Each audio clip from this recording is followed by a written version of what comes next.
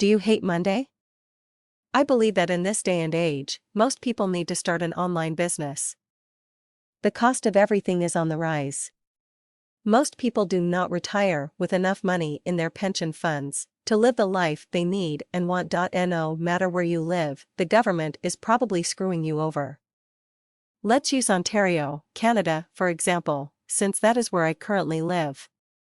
Not satisfied with two taxes, called the PST and the GST, the Ontario government decided to combine the two and then add some more, calling it the HST.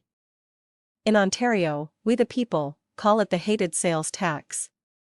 Now, to keep us from crying, or so they hoped, the government did a biannual giveback of $300. They put a spin on it to make it sound like they were doing us all a great big favor. Yeah, right. So if you live in the United States or Europe, I am sure you can come up with a similar example of how you are constantly getting kicked in the teeth. Look, maybe you absolutely love your job.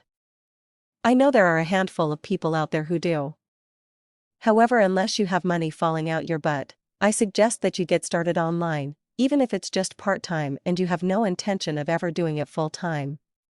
I mean, why not invest 2 to 3 hours of the week in building up your nest egg, rather than watching reality shows or game shows that allow you to believe that a 5th grader has more smarts than you. By setting up an online business and putting in just a few hours a week, you can overcome some of those bills or build up your retirement fund.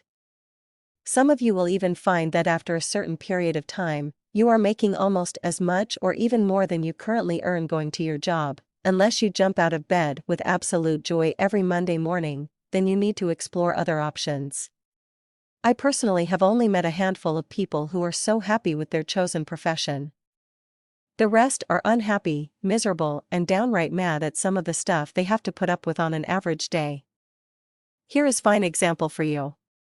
I know some security officers who get stiffed every day. They are supposed to get a 15-minute break and a half-hour lunch break. Now here is the catch that management throws in. They cannot leave their position until they make eye contact with the break line officer.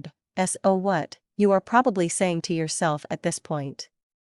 Well, it's like this. By the time they leave their area, get to the lunchroom, they lose 5 to 7 minutes of their break on the front end and the back end.